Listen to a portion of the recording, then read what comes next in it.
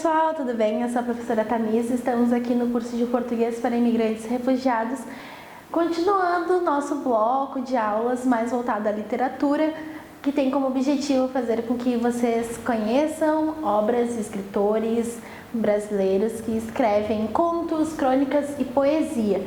Se você está chegando agora e não sabe o que estava se passando por aqui, nós já estamos na nossa aula 66, então nós já tivemos diversas aulas sobre diversos assuntos, temáticas bem importantes para o contexto brasileiro, que vocês já podem assim ter diversos contatos com a língua em uso através de textos, de áudios, de programas de televisão. Então tudo isso aqui nessas aulas. Além disso, esse combo então que vem é a aula, né, esse momento aqui, e depois vocês continuam o estudo de vocês com material complementar. Então não deixem de baixar o material complementar e dar aquele like aqui e comentar. Muito importante que vocês comentem, porque assim a gente sabe quem é que está assistindo, quanto tempo vocês estão estudando português, e também compartilhar as respostas de vocês sobre o que a gente está vendo aqui nessas aulas, certo? Então, nossos objetivos nesse bloco de aulas mais voltadas à literatura: conhecer mais sobre a cultura brasileira a partir do contato com diferentes escritores e obras da literatura brasileira, sensibilizar-se com as diferentes representações apresentadas nas obras, refletir sobre o uso da língua em obras literárias. O que a gente pretende com essas aulas então? Que vocês possam ter um momento de fruição, que vocês possam ter um prazer em escutar, em saber mais sobre essa cultura e essa literatura brasileira, e exercitar uma reflexão crítica sobre o mundo, né? Através dessas leituras, disso tudo que está sendo apresentado para vocês, que vocês possam pensar, né, nesse contexto brasileiro, e vocês possam relacionar com o que vocês têm de experiência com esse novo contato, nesse novo mundo linguístico que vocês estão tendo agora com o português aqui do Brasil, né?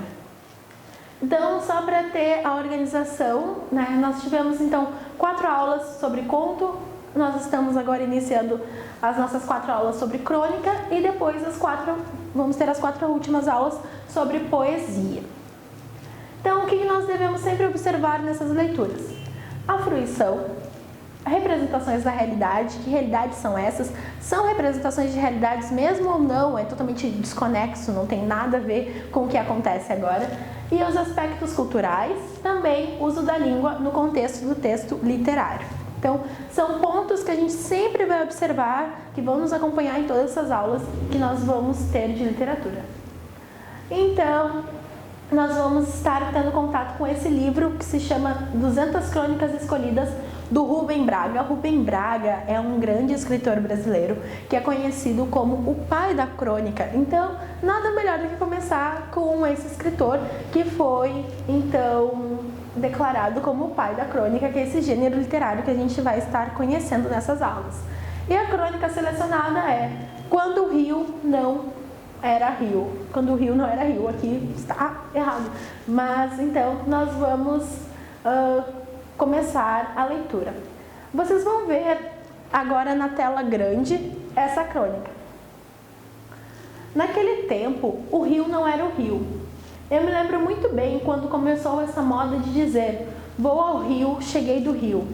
Até então, nós todos dizíamos solenemente Rio de Janeiro, e nos debruçávamos sonhadoramente sobre os cartões postais que as pessoas que iam ao Rio de Janeiro mandavam.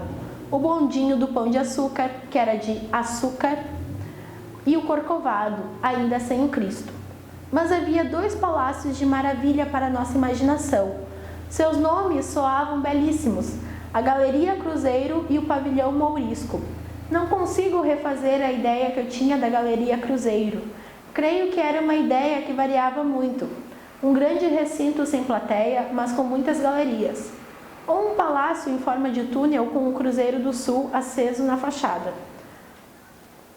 Algo de estranho e imenso, pois toda a gente encontrava toda a gente na Galeria Cruzeiro. O pavilhão Mourisco, este para nós, era feérico, cheio de minaretes, odaliscas, bandeiras e punhais.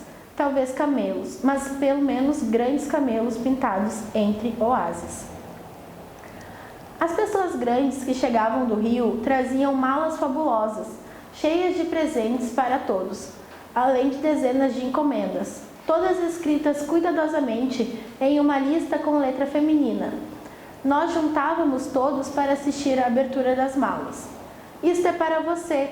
Era fascinante receber um embrulho de presente com o nome da loja impresso na fita que o amarrava. Mas o que mais me impressionou foi a sopa juliana. Eu nunca tinha ouvido falar de sopa juliana. Não era prato que se usasse em minha casa. E não gostei da sopa. Era de verduras e legumes. Mas o espantoso é que vinha seca, em um envelope, e quando se punha na água, crescia, tomava cores.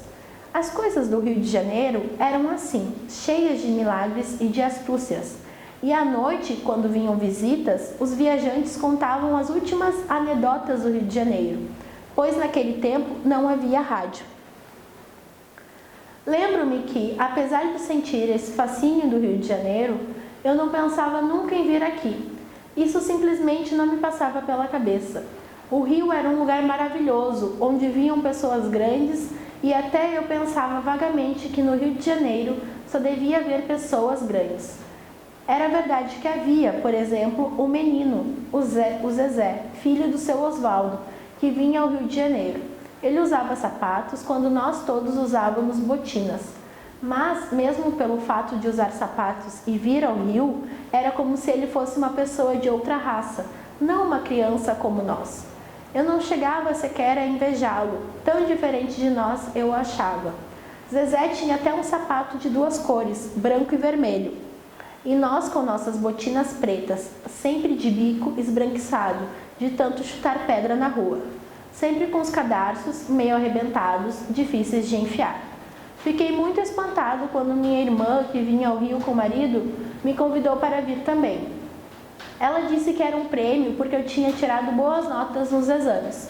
Lembro-me de que minhas notas tinham sido apenas regulares, de maneira que achei aquele convite uma honra, uma distinção que eu mesmo sabia que não merecia muito. Eu tinha 9 anos e essa irmã era minha madrinha.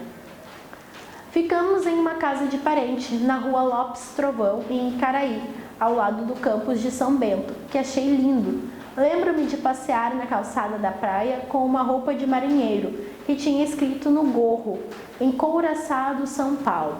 E na proa da barca da canteireira, ao chegar ao cais Farrô, Antônio Paraíso, que me trazia pela mão, dizer a um amigo: este cidadão vai pisar pela primeira vez o Rio de Janeiro. Fomos encontrar minha irmã e meu cunhado na hora do almoço, na Casa Em. Era a primeira vez que eu entrava em um restaurante e achei engraçado o nome, que pensava que fosse In. Então me corrigiram a pronúncia, dizendo que em alemão era assim, Rhein.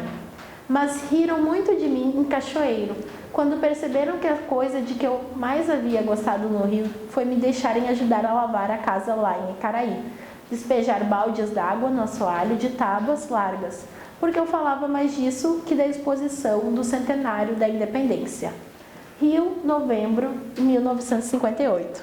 Então, voltando aqui para a tela, a gente vê nessa crônica que tem esse relato que vai sendo comentado sobre a saída ao Rio, essa relação com o Rio de Janeiro, lá de 1958. Então, diferentemente dos outros textos que a gente já viu até agora, esse texto ele é um pouco mais antigo, né? Fala de uma outra época do Brasil. Então, o que a gente vai pensar, né? A gente sempre com esses pontos. Fruição, representações da realidade, aspectos culturais, uso da língua no contexto do texto literário. O que vocês acharam sobre isso? Comentem aqui.